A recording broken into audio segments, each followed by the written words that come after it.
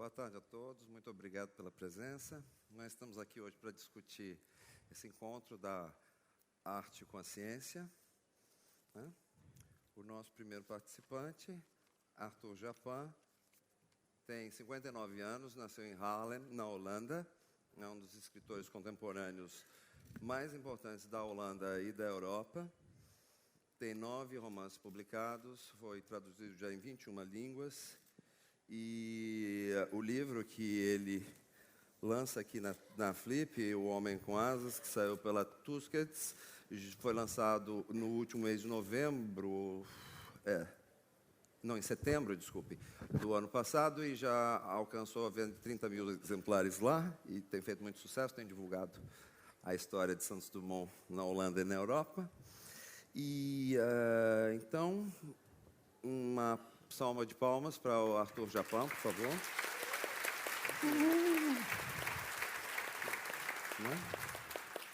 E o nosso outro convidado, o Guto Lacais, Carlos Augusto Martins Lacais, tem 67 anos e nasceu em São Paulo, Brasil.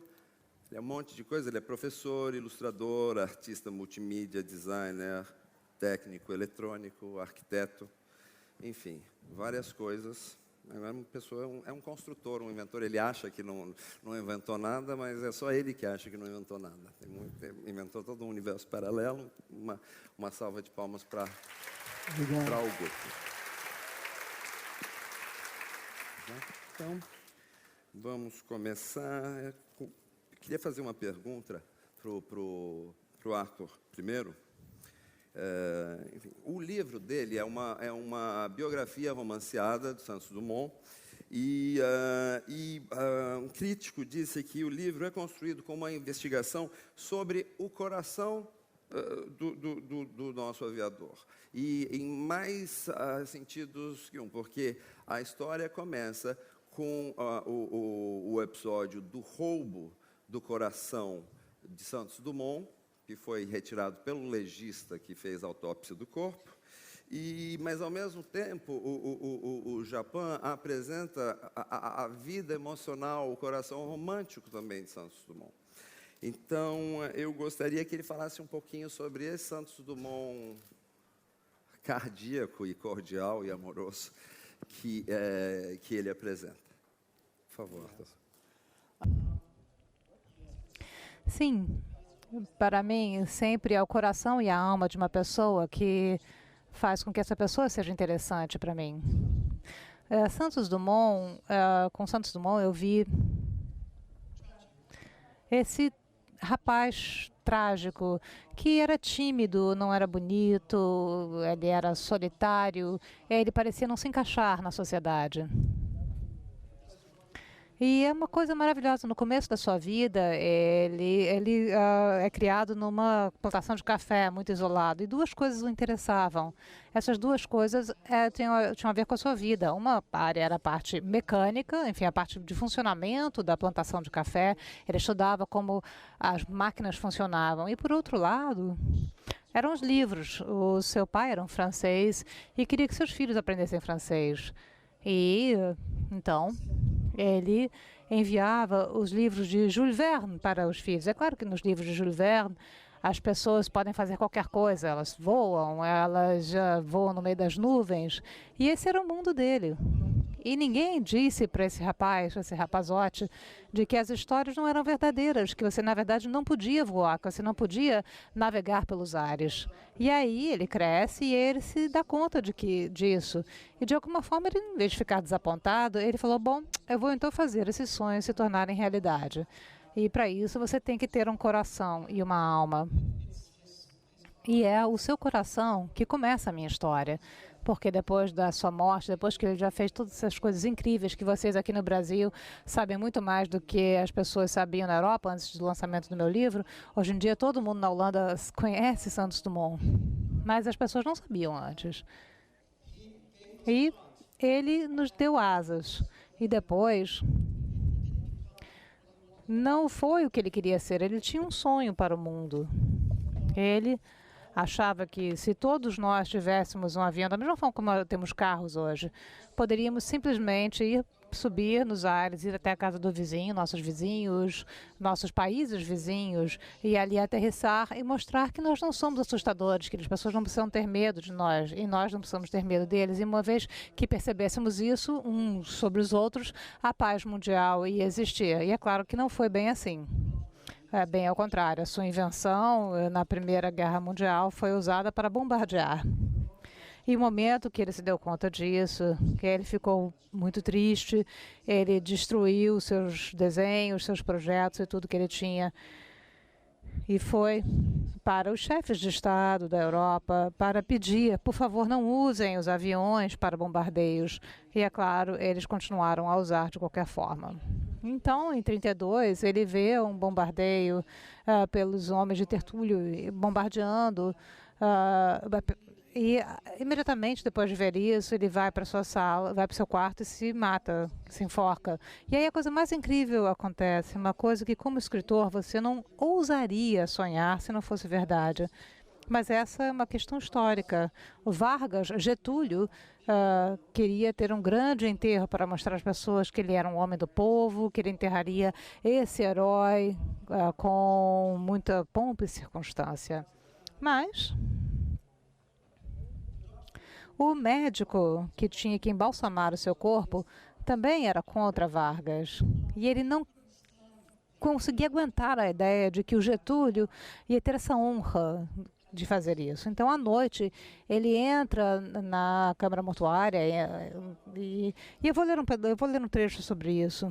E a única coisa que ele pode pensar ali é abrir o peito e tirar o coração. E esse coração do Santos Dumont, a ideia era que uma vez que a ditadura acabasse, eu vou mostrar o coração para as pessoas, dizendo, aqui está o coração do Brasil, aqui está o coração do nosso herói. Mas ele ficou com vergonha, porque era perigoso, ele não podia dizer para ninguém, então ele tenta esconder o coração, e ele foi para a família, que realmente não queria o coração, porque era muito perigoso, estranho, e aquele coração começa uma jornada, e essa é a jornada no meu livro. Começa com o médico legista tirando o coração, aquele coração pequeno, mas através do coração eu conto a história do que aconteceu com ele na sua vida amorosa ou a falta de amor na vida dele, porque ele era um homem muito solitário, ele era tímido e a razão pela qual ele voava pelos ares era realmente a sua timidez. Ele era extremamente sensível, ele tinha a sensibilidade de ver o que as pessoas estavam pensando, o que as pessoas pensavam uma das outras, e isso magoava, ele não conseguia estar cercado por muita gente por muito tempo. Quando ele chega aos 18 anos, seu pai falece e ele herda todo o dinheiro daquela plantação de café e se torna um milionário de um dia para o outro. E ele vai para Paris, que era uma cidade onde todas as experiências estavam acontecendo na área mecânica. E ele tem esse apartamento lindo, na verdade uma casa, no Champs-Élysées. E a primeira coisa que ele faz é pegar cadeiras e mesas e as coloca com 2,5 metros de altura. Ele não queria estar no nível do chão. Ele queria estar como Jules Verne, ainda bem no alto. Mas era a primeira coisa que ele fez. Ele queria flutuar acima dos outros. Justamente que as pessoas tivessem a impressão de voar. Sorry, people would like to have the impression of flying. Sim, a impressão de voar. Ele não podia estar entre os outros, então ele tinha que inventar coisas. E há fotos dessas cadeiras malucas. E o que é impressionante na sua casa em Petrópolis, se vocês já foram lá, é que isso já foi no final da sua vida, depois que ele não quer mais voar, ele quer estar o mais perto possível do céu. Ele tem essa casinha estranha que ele constrói, que é uma casa bem alta. E ainda assim, na parte mais alta da casa, há pequenos degraus para que ele possa subir até o telhado e ter uma plataforma ali até mais alta, sempre essa necessidade de ir mais para cima, porque ele não conseguia sobreviver no chão. E já eu devolvo a palavra para você, Alexandre. E isso foi por isso que eu me apaixonei por ele, porque tantas pessoas são forasteiros, estão de fora. E quando você está de fora, você tem que pensar em formas de desenvolver a sua própria vida, de repensar tudo. E ele fez isso de uma forma tão espetacular que todos nós nos beneficiamos disso hoje. Guto, você me disse que você era uma criança inventora.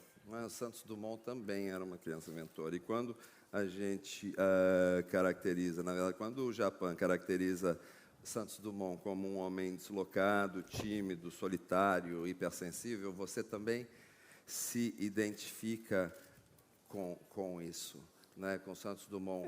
Qual é o ponto de identificação que você tem com Santos Dumont? Então, a identificação foi quando eu conheci a obra do Santos Dumont, porque em São Paulo, até o ano 1999, a Fundação Santos Dumont era sediada na Oca, ali no Parque Ibirapuera. Então, era um passeio que eu fazia com frequência para conhecer esse acervo, né? Mas foi quando eu ganhei um livro, que é o Dan Lehr, que é o Noir, que foi o primeiro livro que Santos Dumont escreveu, ganhei de um amigo, Amaro Moraes, que eu fui folheando assim, o livro e caiu uma ficha assim, de que ele não era só um inventor, de que ele seria o nosso primeiro designer de produto, né? Aí eu comecei a ver a obra de Santos Dumont não só como inventos, mas como desenho, a qualidade, a elegância, a sutileza, a plasticidade, né? A quantidade de elementos assim positivos que tinha no trabalho dele. Tanto é que de 22 projetos, acho que só uns 4 não voaram, a maioria funcionava, né? Então, o designer como aquele profissional que desenha com uma finalidade, no caso, era voar. E aí eu comecei a estudar mesmo, comecei a comprar os livros, comecei a me associar com a Adélia Borges, que é uma jornalista especializada em design, e aí nós começamos a escrever para revistas, fizemos exposições, reapresentando Santos Dumont como pioneiro do design de produto no Brasil. Então, é isso. Continuando nessa pergunta, só uma coisinha rápida. O Marçal Aquino, o escritor, estava perguntando sobre o Guto e fazendo minhas pesquisas para essa mesa. Ele me disse, não, o Guto, depois do Santos Dumont, o Guto é o brasileiro que mais gostaria de voar. Isso é verdade? Eu não autorizei ele. Mas é a opinião dele. Eu estou pensando, você concorda com ele? Quer dizer, olha, eu tenho aqui uma prova incriminatória que diz algo já, não é? Que esse livro, O Homem Objeto, é um livro que reúne 30 anos da carreira multimídia do Guto. Você é o brasileiro que mais gostaria de voar? Isso é um pouco de exagero. Eu diria que eu sou um deles, né? Sou um dos 10 primeiros que eu gostaria de voar, né? My dream always was Meu sonho sempre foi, eu costumava ser um ator, e meu sonho, que eu poderia ser um daqueles lugares, um daqueles aviões que você voa, que nem o Peter Pan, assim, daquelas peças que você poderia voar com aqueles cabos, voando que nem Peter Pan. Está na casa de Santos Dumont, ou do Guto, talvez, que é um herdeiro natural, consanguíneo, na verdade. Mas eu não entendi qual é...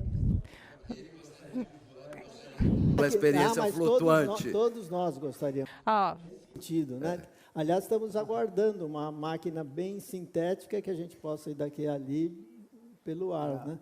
Porque os automóveis assim estão falidos. Então, a gente está louco para ter ou um aviãozinho, né? Ou o famoso teletransporte. Uma coisa que eu queria perguntar é o seguinte. O Japão fala do aspecto emocional e do aspecto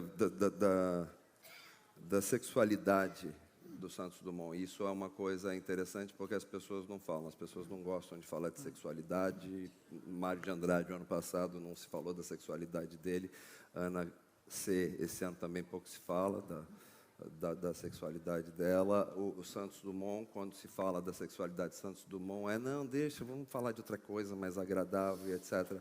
A minha pergunta, quer dizer, não sei se você tem essa impressão, mas que existe uma certa dificuldade aqui no Brasil em aceitar heróis nacionais homossexuais, bissexuais, enfim, minorias sexuais. Yes, there's a clear difference. Sim, há uma clara diferença na recepção do livro aqui e na Europa.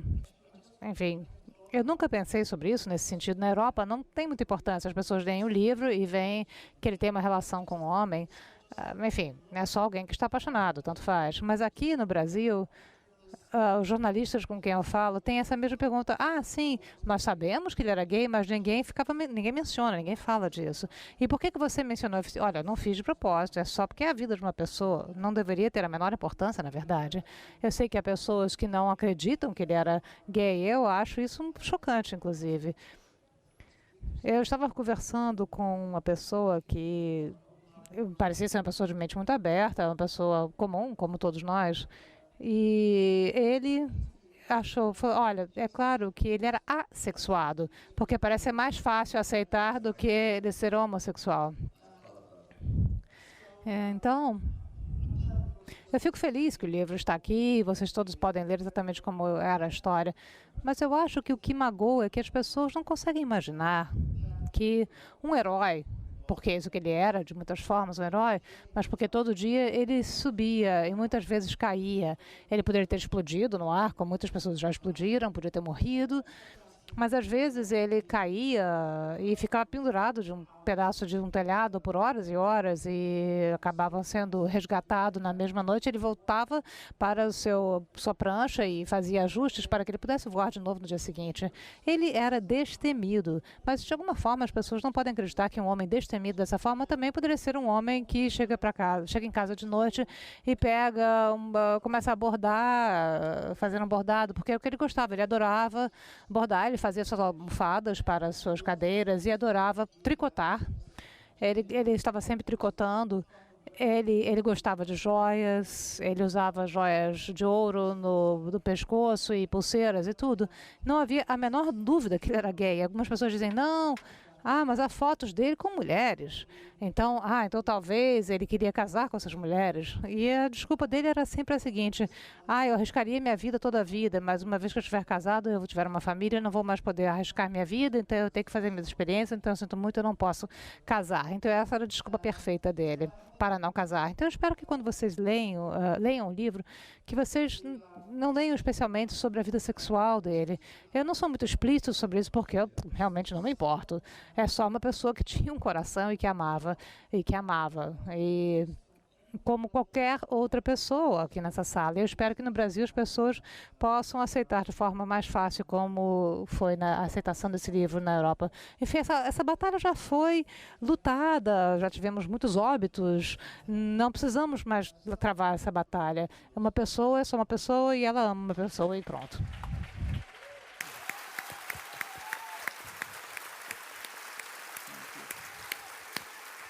Obrigado. So, Guto, this de uma forma melhor, uma forma utópica, ou reavaliar as funções, a funcionalidade e as possibilidades dos objetos no mundo é uma coisa que você faz nas suas coisas. A gente sabe que a sua carreira de artista plástico começou com uma exposição de objetos inusitados, né, qual você ganhou um concurso, ou seja, nessa reavaliação das funções dos objetos no mundo, você tem, digamos, um engajamento em construir um mundo melhor, como se esses seus objetos inusitados servissem a funções benéficas para o nosso país, para o nosso desenvolvimento nacional. Numa entrevista com o saudoso Antônio Abujamra, você se declarou totalmente cívico, né? E justamente você se declarou um artista engajado no desenvolvimento do país. Você sabe, na situação, a gente está passando por um período convulsionado no Brasil. Se você tivesse que construir um objeto inusitado de necessidade para o nosso país, qual objeto seria esse? Bom, nós precisamos de vários, né? Mas um que me toca muito, assim, e ainda mais agora em São Paulo, são os moradores de rua, né? Que na minha infância chamavam de mendigo, agora chama de morador de rua, que é a mesma coisa com outro nome. Então, era pensar em umas cápsulas, é mais um trabalho de arquitetura minimalista, né? Algo que desse conforto para eles, para que eles não ficassem no chão, né? Que subissem um pouquinho do nível da rua, Então, o primeiro seria esse, desenvolver umas cápsulas, umas casinhas bem pequenas para dar um mínimo de conforto para eles, né? E depois, aí tem um monte de trabalhos que precisam ser feitos. Abrir, por exemplo, os canteiros das árvores de calçada em São Paulo, que o paulista estrangula as árvores, assim, eles acimentam em volta. Então, é abrir canteiros. Tem outra ação que seria... então, deixa eu ver. Tem o abrigo para os... e falta também coisas mínimas, que é cesto de lixo, por exemplo. Não tem um cesto de lixo em São Paulo. O que tem tá quebrado, ele é pequeno. Então, às vezes, a gente pensa que precisa ser coisa muito mirabolante, mas não é. Às vezes, é um balde, assim, bem dimensionado, próximo do poste, que você vai lá e joga, né? Então, falta banco em São Paulo. A pessoa está andando, está cansada, quer se sentar, não tem um banco. Se tem um banco, é um banco de concreto, não tem encosto. Então, às vezes, não são grandes, que envolvam tecnologias contemporâneas, são coisas básicas, né? São Paulo não tem esse equipamento, ponto de ônibus, não tem o abrigo para o mendigo, não tem um banheiro para o mendigo, né? Então, acho que faltam coisas assim para facilitar a vida do homem comum e desses menos afortunados, né? Obrigado.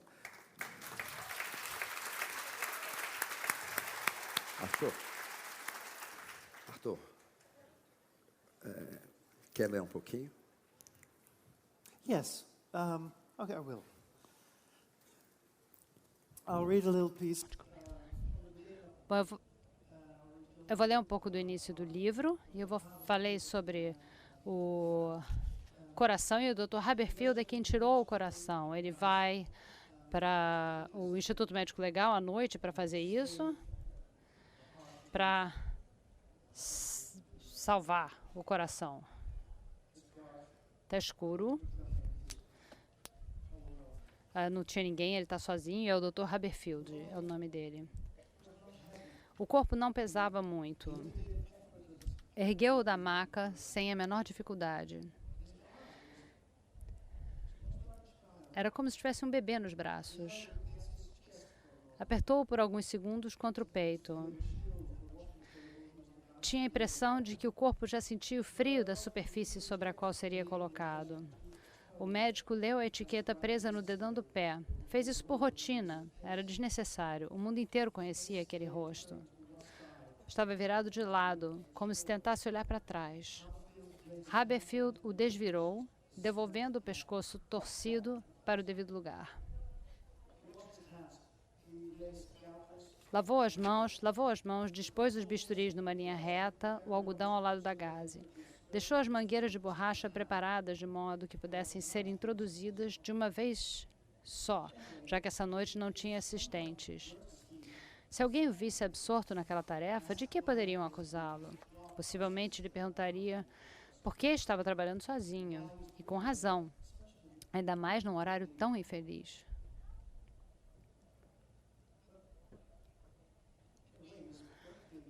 Mas então, ele não estava no seu pleno direito de fazer o que fazia? O embalsamento daquele morto tinha sido delegado a ele. Como medida de precaução, antes de sair de casa, havia enfiado no bolso o documento de autorização. Quem podia implicar com ele? O documento levava o selo oficial. Porém, ele tinha que reconhecer. Embalsamar era uma coisa, mas o que ele estava prestes a fazer era algo bem diferente.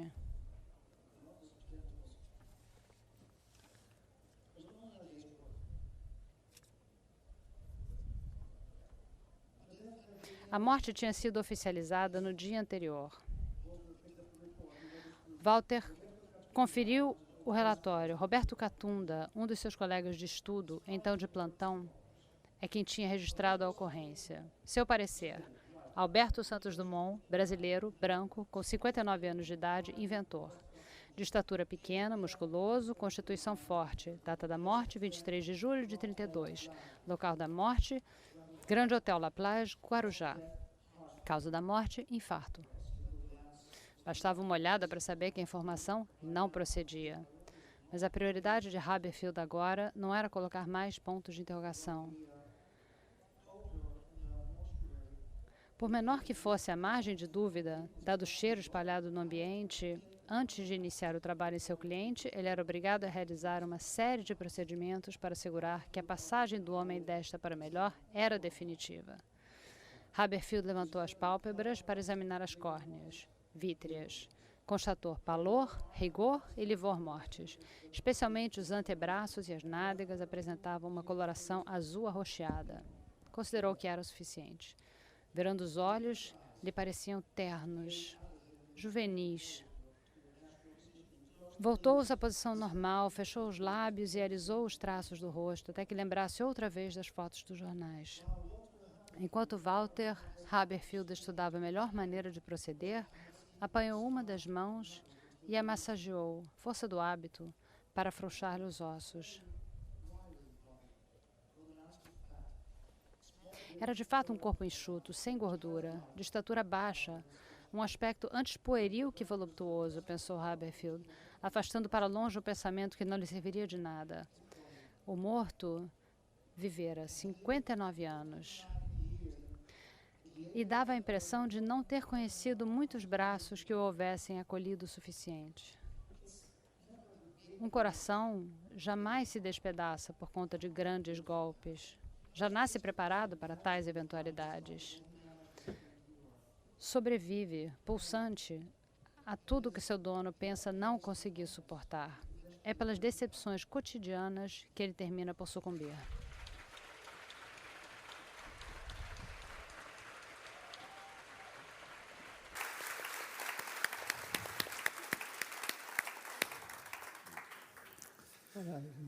Obrigado, Arthur, foi bonito. Guto também vai agora mostrar para a gente algumas das suas criações. Então, eu vou tomar a liberdade de me levantar. Então, eu pedi para os rapazes lá da projeção fazer uma apresentação eletrônica.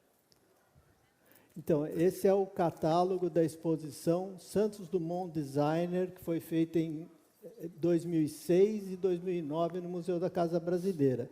Eu assino esse catálogo junto com a Adélia Borges, que pesquisa a obra de Alberto Santos Dumont também. Então, nós vamos mostrar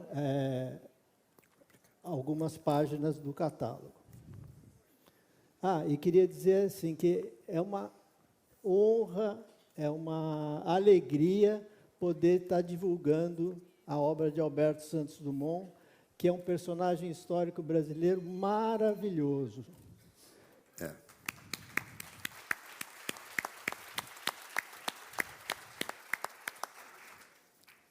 Então, essa é a capa do catálogo, onde nós vemos o projeto de número 20 do Alberto Santos Dumont, que é o apelidado de Demoiselle, que quer dizer ou libélula ou senhorita. Então, como o Arthur já falou, Santos Dumont era filho do Henrique Dumont, que era milionário do café, era um barão do café. E percebia que o filho tinha interesse por mecânica, eletricidade, consertava as máquinas de beneficiamento de café, e o pai dele percebeu esse talento e, aos 18 anos, emancipa-o, dando muito dinheiro para ele e também dizendo que ele siga para Paris para aprender com um professor particular mecânica e eletricidade. Diz ele que não precisa se fazer doutor, ele libera o Santos Dumont de ter que fazer faculdade, né? A gente vê tanta gente prestando vestibular, ele foi livre dessa punição, né? E chegando lá em Paris, então, ele vai conhecer os balonistas. Ele começa a fazer voos de balão, já existia o gás hidrogênio, e os balões tinham aproximadamente 12 metros de diâmetro. Santos Dumont, como era um homem muito pequeno, ele encomenda um balão com 6 metros de diâmetro, que era o menor balão até então. Eu vou fazer uma pequena demonstração aqui, que não é com o gás hidrogênio, mas vocês podem fazer em casa com as crianças, que é muito bonito e simula o voo de um balão.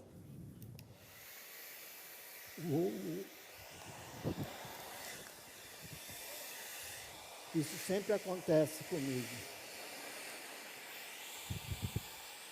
Deixa eu pegar aqui para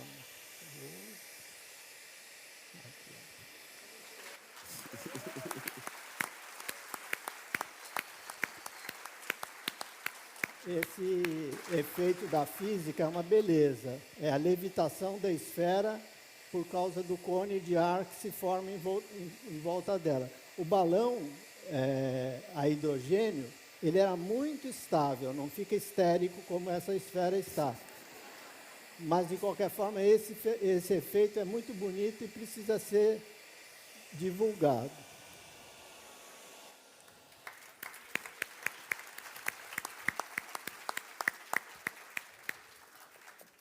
Obrigado. Então, agora nós vamos ver o balão de Santos Dumont. Vejam que eu exagerei um pouco no tamanho das esferas. A proporção é mais essa que está na tela. Então, vejam à esquerda tem um balão coletivo, que andavam 3 ou 4 pessoas e era usado para turismo. E Santos Dumont encomenda até então o menor balão que existia. Aqui está novamente o Santos Dumont já enclose, né, dentro do seu balão, e ele deu o nome de Brasil a esse balão, cheio de hidrogênio, com o qual ele fez muitos passeios. Aqui está o cesto do Balão Brasil e o anel de distribuição dos cabos, que está no Museu da Fundação Santos Dumont. É uma das únicas peças autênticas de Santos Dumont que ainda restam. Aqui, para vocês terem uma ideia, já desde da adolescência de Santos Dumont se tentava fazer um balão dirigível, um balão que tivesse um motor, um leme e uma hélice. Só que na época não existia o motor a gasolina, existia o motor elétrico e o a vapor, como esse caso do Henri Giffard. Mas vejam, esse é um desenho, esse balão foi tentado, mas não teve sucesso. Vejam que a parte de cima dele é cheia de redes, que é uma haste que distribui as linhas para a gôndola onde fica o piloto, o motor e um leme ali acima. Mas ele não teve sucesso porque o motor era muito pesado. Aí Santos Dumont resolve, então, partir ele para a dirigibilidade dos balões. Então, ele desenha o projeto de número 1. Vejam que é um blimp semelhante ao do Giffard, tem um leme, a gôndola onde ele fica, um motorzinho e uma barrinha que distribui as cargas. Mas, na época, ninguém se atrevia a usar um motor a gasolina, e nessa época ele já existia o motor a gasolina que ele tinha conhecido numa feira industrial. Aí ele fica encantado com o motor a gasolina, porque ele era diminuto e tinha potência. Aí ele diz, eu vou usar então o motor a gasolina, porque o elétrico e o a vapor são muito pesados. Aí as pessoas falam para ele, mas vai explodir o balão, porque o hidrogênio é um gás combustível. Aí ele faz um experimento genial.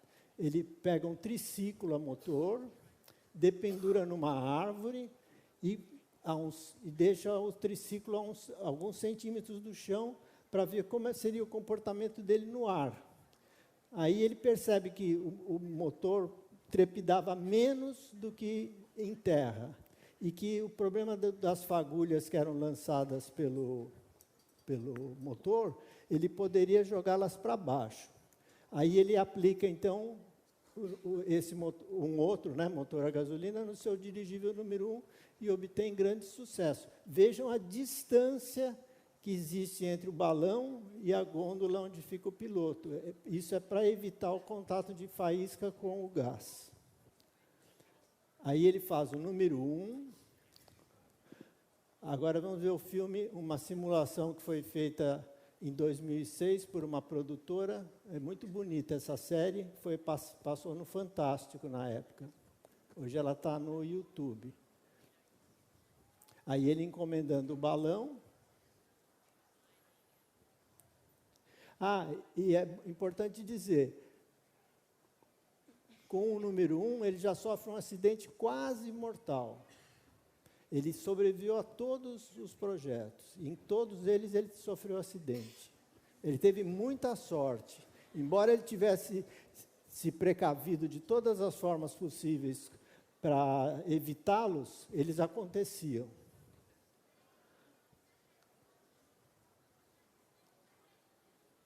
Esse é um choque que ele tem com as árvores, na primeira vez que ele sai com o número 1.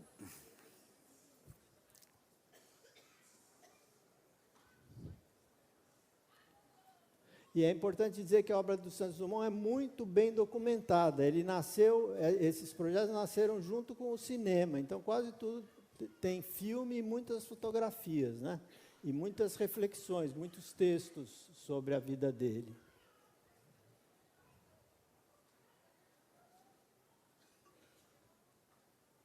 Aí ele vai para o número, ele fez o número 1, o número 2 é uma variação do número 1, o número 3, aquela barra já cresce, já tem um leme maior, e ele continua com a mesma solução de motor.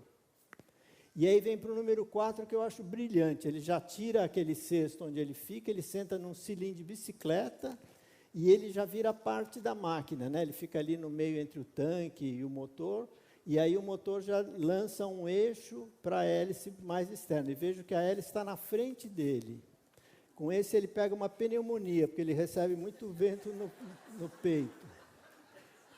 Aí nós vemos o número 4, saindo do hangar.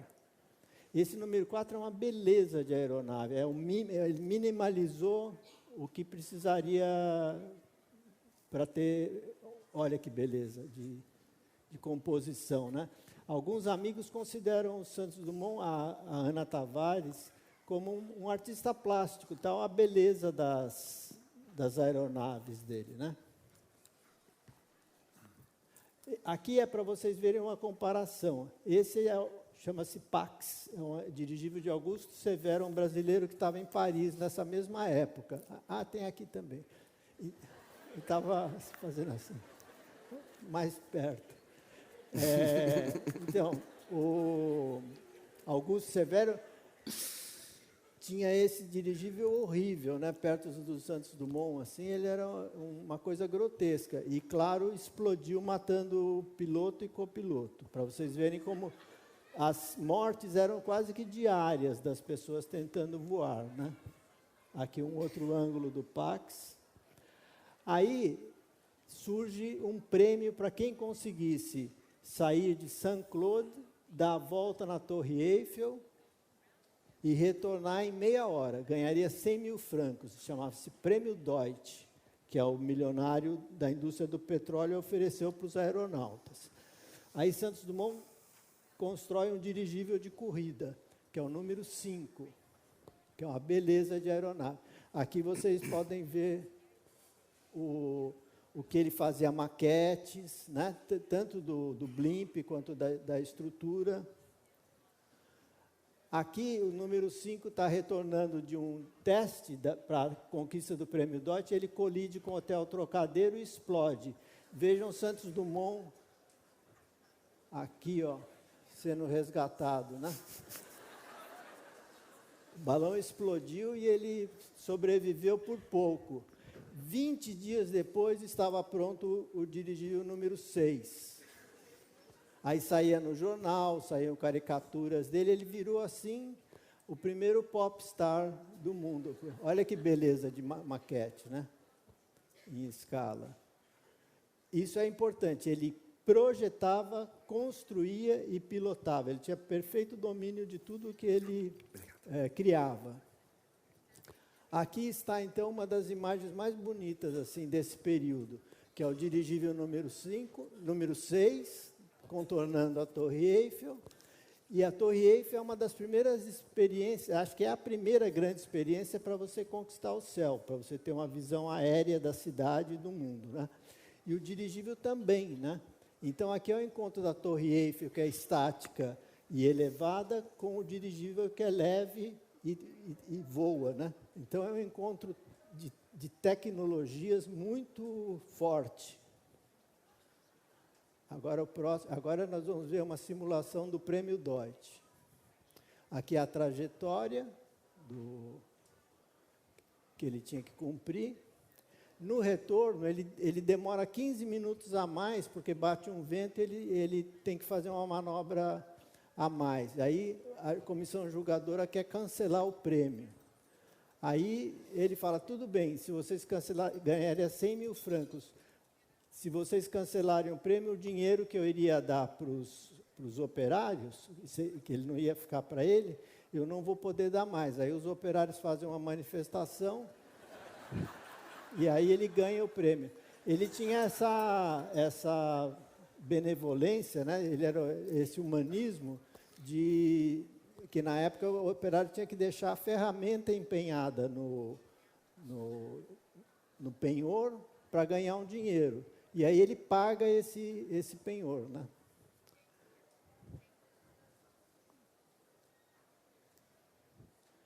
Essa aventura do voo, essa história é muito bonita. Hoje tem muita coisa no YouTube, né, no Google.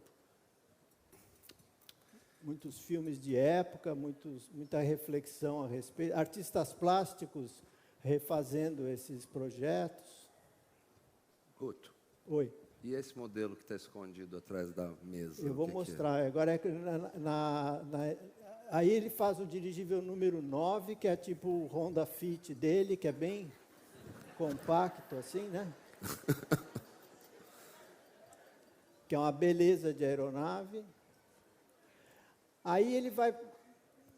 Está chegada a hora deixa eu só mostrar o número 9. Está chegada a hora dele partir para o voo do mais pesado que o ar, porque o voo do mais leve que o ar, que são os dirigíveis, já estava resolvido e ele já tinha cumprido todas as suas etapas, né? E aí ele vai, então, ter que pensar no avião. Aí sim eu queria ver se Santos Dumont era mesmo bom, né? Porque o do dirigível era meio resolver algo que já estava enunciado.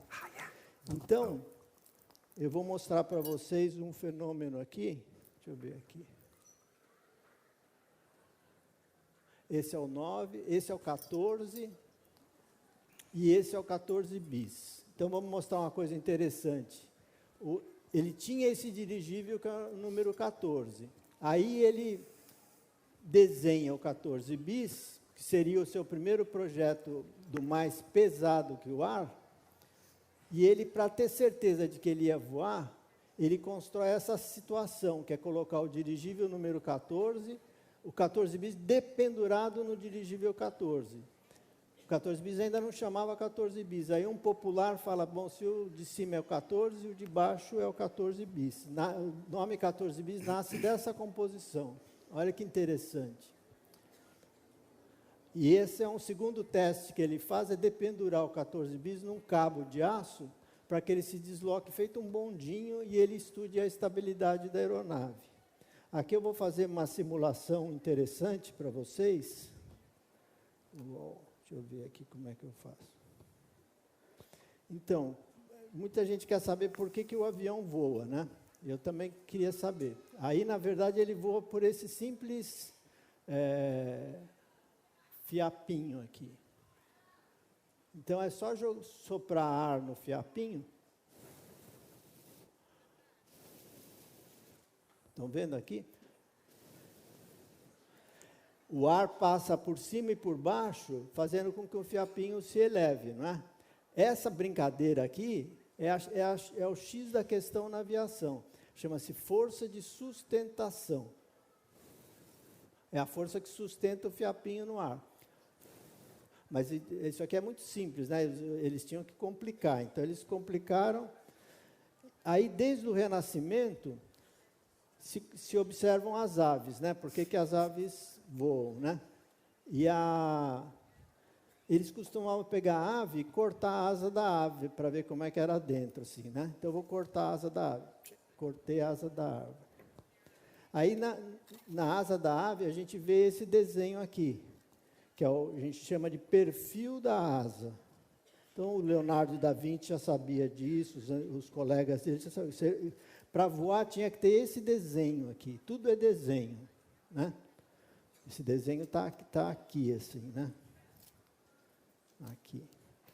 E, claro, todos eles tentavam fazer algo que se assemelhasse à asa. Aí, vou mostrar um outro modelo aqui.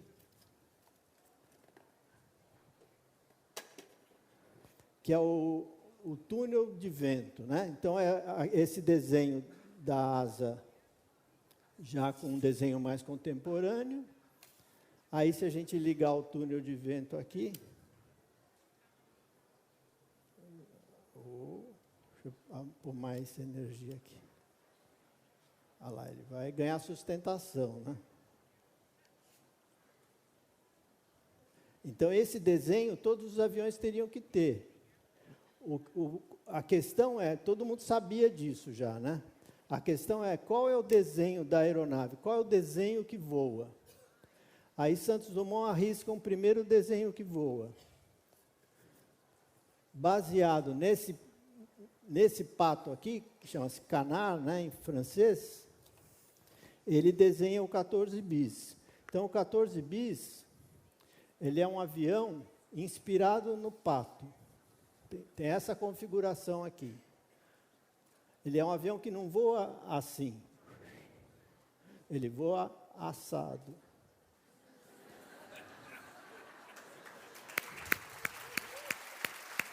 Aqui, obrigado. Então, aqui está a cabeça do pato. Aí, a cabeça do pato, ela mexe para cima e para baixo, que a gente chama de profundor, e mexe para a esquerda e para a direita, que é o leme. Então, num objeto só, ele vai dar direção para subir e para descer, e para a esquerda e para a direita. Se bem que ele não tinha essa pretensão de ir para a esquerda e para a direita. Ele ia concorrer a um prêmio para quem voasse 25 metros. Pra vocês verem como era difícil voar 25 metros. Então, ele tinha que... Deixa eu tirar as coisas aqui para não...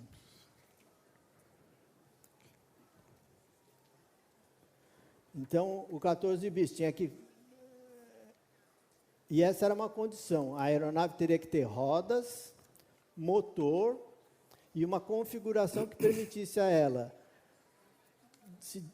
andar na pista. Deixa eu pegar aqui esse aqui que está aqui,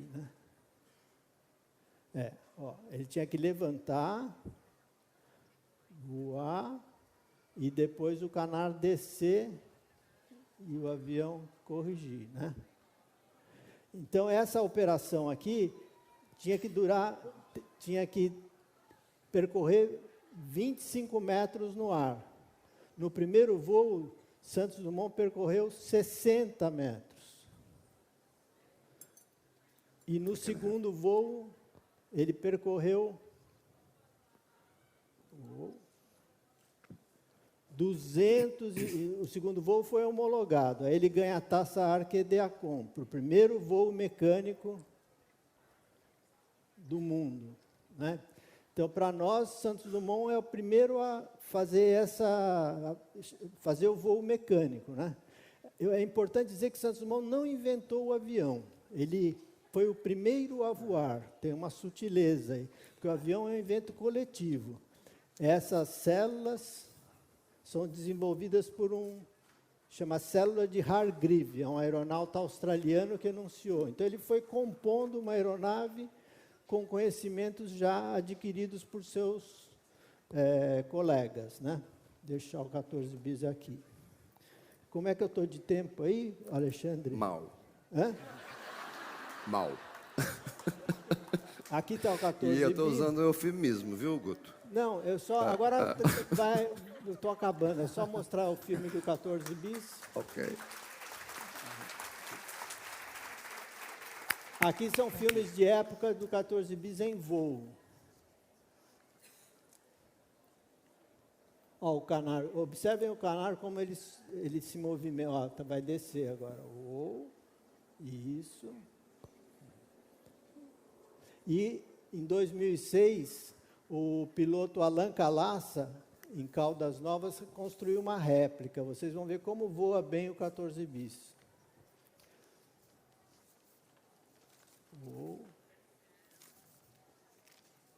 E aqui está a réplica do Alain Calassa. Eu acho. Olha que beleza de aeronave.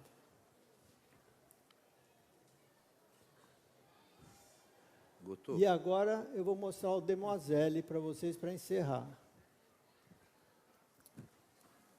Agora, então, aí Santos Dumont vê que o 14 bis era difícil de pilotar e constrói o Demoiselle, que eu vou encerrar com o Demoiselle. Ele faz o 19, que era só uma haste, e o 20, que é a obra-prima dele, que é esse aqui, que é o... Ele é bem menor do que o... Esse aqui está quase em escala, né? Se o 14 bis voava nessa direção, o Demoiselle voa assim. Então, né? São opostos por princípio, né? Por conceito.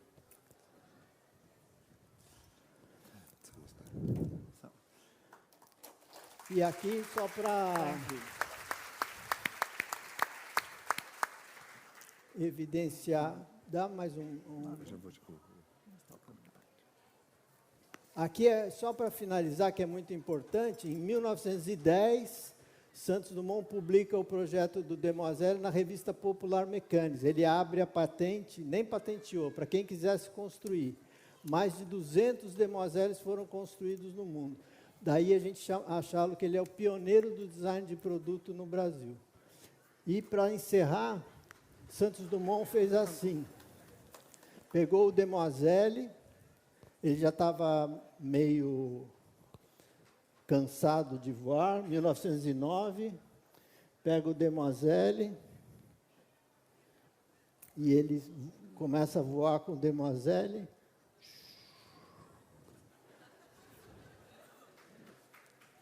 Pega 2 lenços para mostrar a estabilidade da aeronave, larga as mãos do manche e...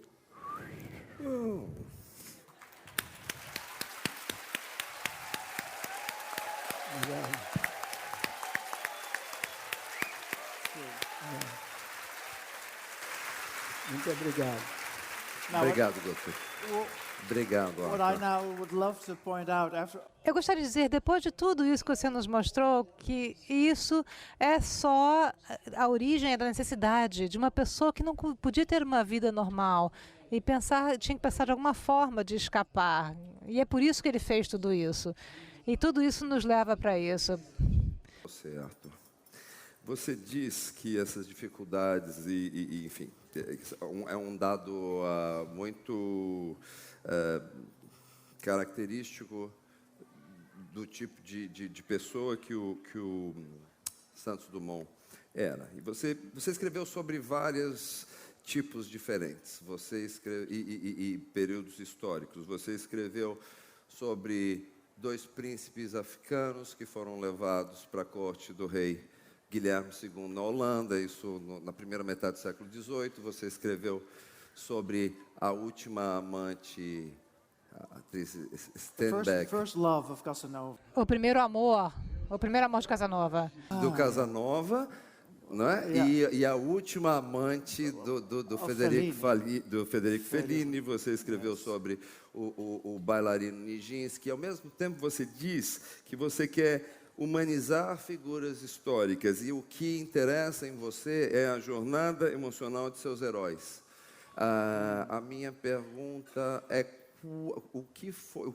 por que Santos Dumont, o que foi Santos Dumont, primeira metade do século XX no Brasil e na França? Por que ele? Yes. Well, all these characters. Todos os personagens que você mencionou, na verdade, sempre acontece da mesma forma.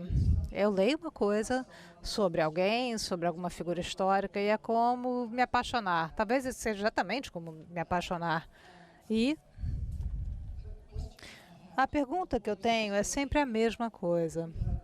O que as pessoas têm em comum? Santos Dumont também é que eles são forasteiros, eles são de fora. O primeiro amor do Casanova fica desfigurado no rosto. Os 2 príncipes negros do meu primeiro romance eram os únicos 2 príncipes negros e as pessoas negras numa sociedade totalmente branca na Holanda. Eu li o nome de pessoas baixas no mundo de pessoas altas. São sempre essas pessoas que estão de fora que me fascinam, porque elas têm uma luta tão difícil na sua vida para poder ser quem eles querem ser. E a minha pergunta é sempre essa, assim, meu Deus, como que vocês sobreviveram? Com uma vida assim, com problemas assim, como que vocês conseguiram sobreviver? As pessoas rindo de você na rua, com as pessoas apontando para vocês. Como que você consegue manter a esperança? Onde você consegue a energia para continuar? E essa é a pergunta que me faz escrever. Eu começo sempre com uma pergunta e no dia que eu tenho uma resposta, aí eu sinto que o livro foi concluído. O que eu faço, é claro, porque como você se apaixona por alguém, você quer saber quem eles eram antes de você conhecê-los. E essa é a pesquisa. Então, muita pesquisa envolvida com o seu novo amor. Você vai para o restaurante e você diz, olha, o que você gosta? Que comida você gosta? Que países você já viajou? Enfim, você quer saber sobre a pessoa para poder criar uma imagem de quem é aquela pessoa e entendê-los. Então, esses são os fatos da vida. E depois, eu faço uma outra coisa, eu me interesso pelas camadas emocionais, como que você vem desse problema na sua vida e encontra uma solução de uma grande decisão para a próxima.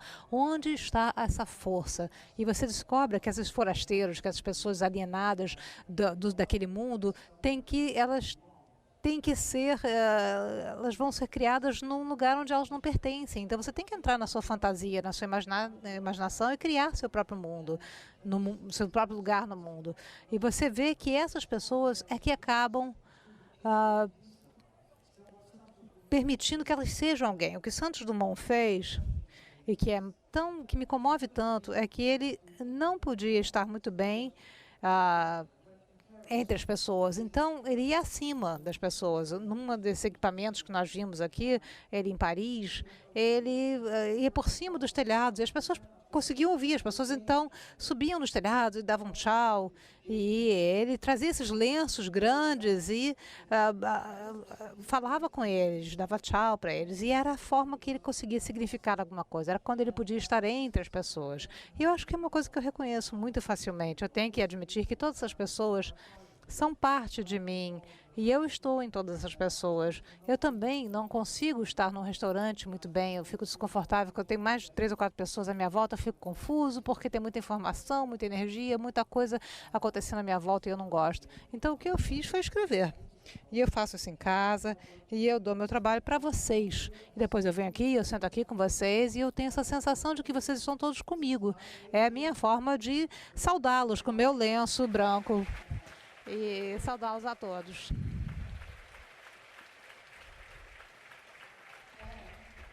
E exatamente é esse amor que vocês estão me dando agora, que é porque o Santos Dumont voou. Exatamente isso.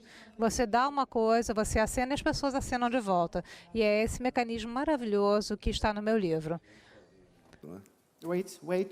This is how we feel less lonely in the world. Ah, look. Sweetheart.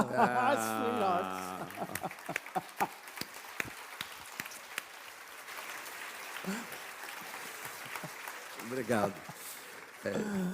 Oh my God, I love you all. Oh. Obrigado. Que bom que eu vim.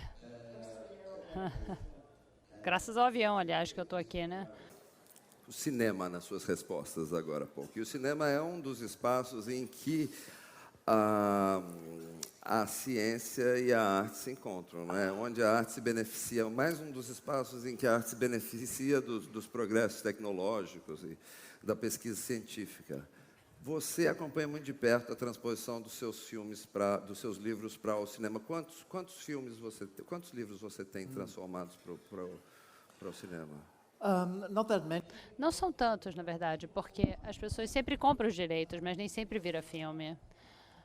Porque eu acho que eu penso em imagens, então é fácil ler um livro meu e pensar, isso vai dar um ótimo filme, mas aí os produtores dizem que as minhas histórias são sempre no passado, o que faz com que sejam filmes muito caros. Tem muitos roteiros que já foram escritos, tem um filme que foi feito, eles estão trabalhando muito no seguinte, eu acho que esse vai acontecer. Que você acompanhe isso muito de perto, né, Arthur? I do. Sim, e o Guto, por sua vez, quase foi cineasta. Ele assume que quase foi cineasta e outro dia ele andou declarando que precisava fazer um filme.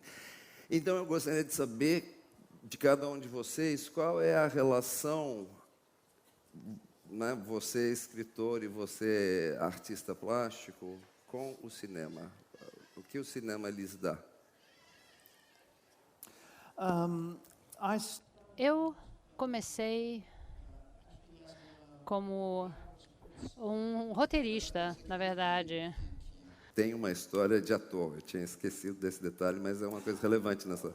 That's true. I do act. É verdade. De fato, eu era ator. Isso me ajuda principalmente com diálogos. Mas, na verdade, eu não queria ser escritor. A verdade é que eu não queria ser escritor, eu não queria escrever, porque meu pai era escritor. E ele era muito infeliz, e quando eu tinha 12 anos ele se matou. E essa era a minha ideia de um escritor, sabe? Que tinha muitos escritores que frequentavam a minha casa, todos eram bêbados, infelizes, desgraçados. E essa era a ideia que eu tinha de escritor, eu não queria ser escritor. Mas, sei lá, eu achava que eu tinha que estar no palco, porque o meu pai também, ele ganhava dinheiro sendo crítico de teatro, de cinema e de teatro, e eu via gente no palco, porque eu ia com ele nas peças. Essas pessoas também tinham problemas, mas estavam sempre muito bem vestidos, numas roupas lindas e de figurino, e eu dizia, é isso que eu quero estar lá, eu quero estar no palco com esses figurinos maravilhosos. E uma vez, uma noite, depois disso tudo, que a gente falou sobre o Fellini, né?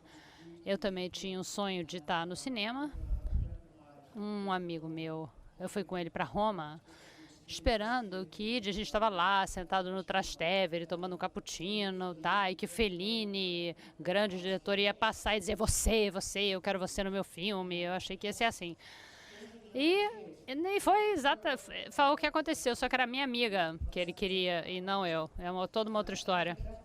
E eu voltei dessa aventura toda e um amigo em Gana, na África Ocidental, me contou do que estava fazendo e falou, olha só, teve uma história que alguém me falou sobre 2 príncipes africanos que foram dados ao rei holandês como um presente. E aí, sabe, teve um clique na minha cabeça, eu falei, essa é a história que eu tenho que contar. Naquela época, naquele momento, eu me tornei escritor naquele segundo, que eu falei, essa é uma história que eu preciso contar. Eu preciso escrever, eu escrevi ópera, eu escrevi tudo, e no fim das contas apareceu o romance. Foi a primeira vez que eu me apaixonei pela história. As pessoas sempre me diziam, você é um escritor.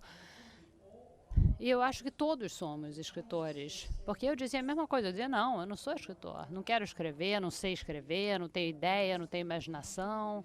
Mas tem, sabe, uma paixão dentro de você, de que algum dia essa paixão vai aparecer, vai surgir, vai ter uma faísca e você vai escrever. Agora, saindo um pouco do cinema, mas o importante é se alimentar com filmes, com livros, com histórias, isso é que ajuda. Se eu não tivesse tido filme e teatro na minha vida, para escapar da realidade, eu não estaria escrevendo agora.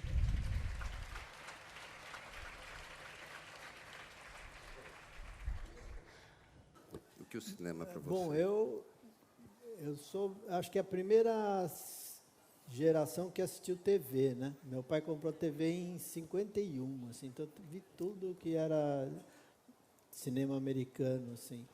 E depois, quando eu entrei na faculdade, em 69, a Faculdade de Arquitetura de São José dos Campos, que eu fiz, tinham 3 professores de cinema.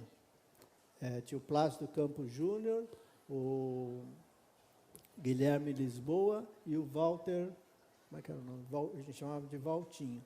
E a gente assistia História do Cinema Universal. Toda semana a gente ia para o cinema da cidade e eu me lembro de levar as latas, assim, né, que eram 4 latas enormes, para ver. Então eu vi Metrópolis, vi Dr. Caligari, vi quase tudo que tinha na época do Godard, do Antonioni, Fellini. Então, aquilo estruturou muito.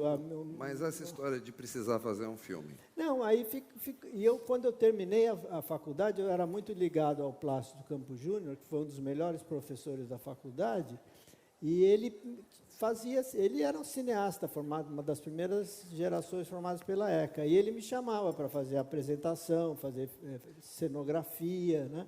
Então, eu comecei a minha vida profissional fazendo pequenos serviços não pagos. O Cinema Nacional tem uma dívida comigo, graciosamente, porque era amigo e eu queria fazer e tal. Então, ficou um desejo assim, enorme de um dia fazer um filme que eu ainda quero fazer. Eu tenho feito pequenos filmes, né, que são documentários do meu trabalho e tal, mas eu queria mesmo fazer um longa-metragem. Eu vi agora a Dora Longo Bahia, que a minha colega fez, né?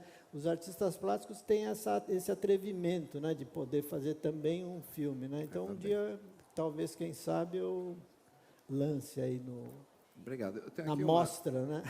Eu tenho aqui uma pergunta para o Guto e da plateia, e vou fazer logo depois uma pergunta ao Arthur, e eu acho que a gente vai ficando por aqui.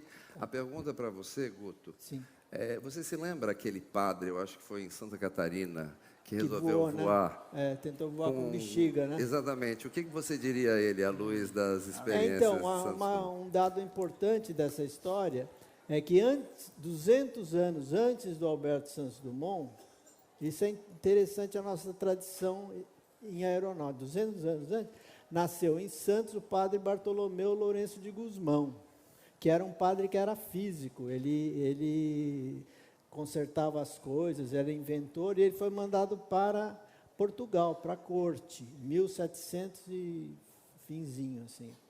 E lá ele, vendo as bolhas de sabão subirem, assim, ele intuiu que era o ar quente dentro da bolha que fazia a bolha subir.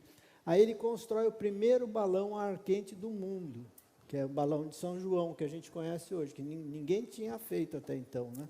E ele faz uma demonstração para o rei e pede uma patente. É uma história que a gente não consegue comprovar, porque pegou fogo na torre onde o documento estava e a gente não tem mais isso. Mas ficou essa história de que o Bartolomeu de Gusmão inventou o primeiro balão do mundo. Só 100 anos depois, os franceses fizeram maior e puseram alguns animais dentro e fizeram um voo tripulado, assim. Mas essa demonstração pode ser vista no Museu do Ipiranga, mas nós fizemos no meu site, tem uma animação que a gente fez de uma pintura ilustrando essa cena, o padre Bartolomeu de Gusmão apresentando o objeto que anda pelo ar, não chamava balão, para a corte do rei.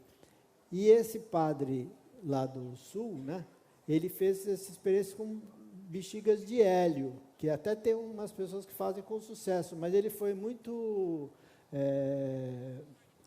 não tomou os cuidados devidos, né? Ele sumiu, né? Acho que ele foi para outro planeta. Eu acho que ele passou desta para uma melhor. Eu acho que foi promovido. Mas as pessoas fizeram essa analogia, eram dois padres, né? Um era o Bartolomeu de Lourenço de Gusmão e esse padre de Santa Catarina. Eu até achei estranho como os fiéis permitiram, né, uma insanidade dessa. Mas eu ouvi dizer que ele não estava fazendo um bom trabalho ali na paróquia dele. Então ele tinha que voar mesmo, né? Aí, para você, eu vou fazer uma pergunta mais séria, Arthur. Mas eu acho que é uma pergunta necessária, uma resposta. A resposta que eu gostaria de ter de você, eu acho que é uma resposta necessária para nós. Você diz que você gosta de esperança, você é um otimista, você busca o sentido de possibilidade que seus personagens buscam, não é? E foi isso que o levou a Santos Dumont, não é? Eu acho que o Brasil agora está num momento em que a gente tem muita necessidade desse sentimento, desse sentido de possibilidade. O que você, com seu olhar estrangeiro, diria aos compatriotas de Santos Dumont? Well, of course, Bom, é claro que eu sou um outsider, como você diz, então eu não sei, mas eu não sei.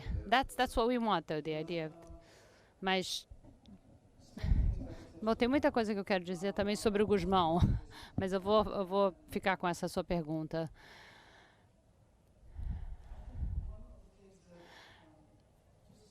Eu acho que só uma coisinha.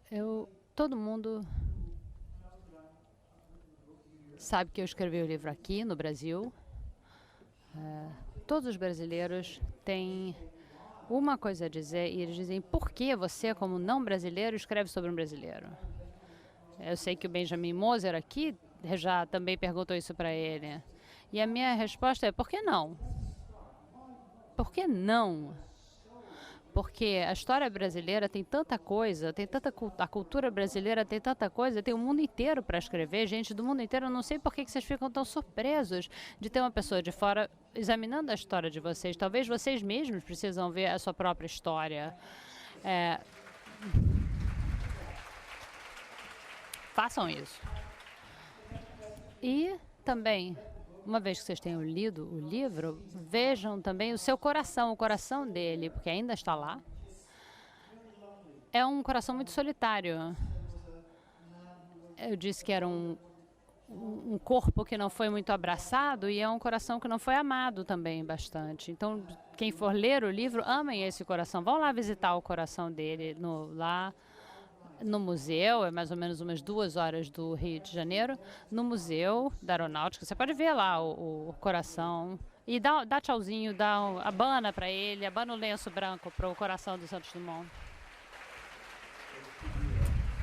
Antes de encerrar a mesa, mostrar novamente, esse é o livro do Arthur Japan, que está saindo no Brasil, além desse título, né, O Homem com Asas, pela Tusquet, primeiros lançamentos da editora no Brasil. Ele tem também um outro livro publicado no Brasil, Os Olhos de Lúcia, que é justamente sobre a primeira amante de Casanova, que saiu pela Companhia das Letras há alguns anos atrás.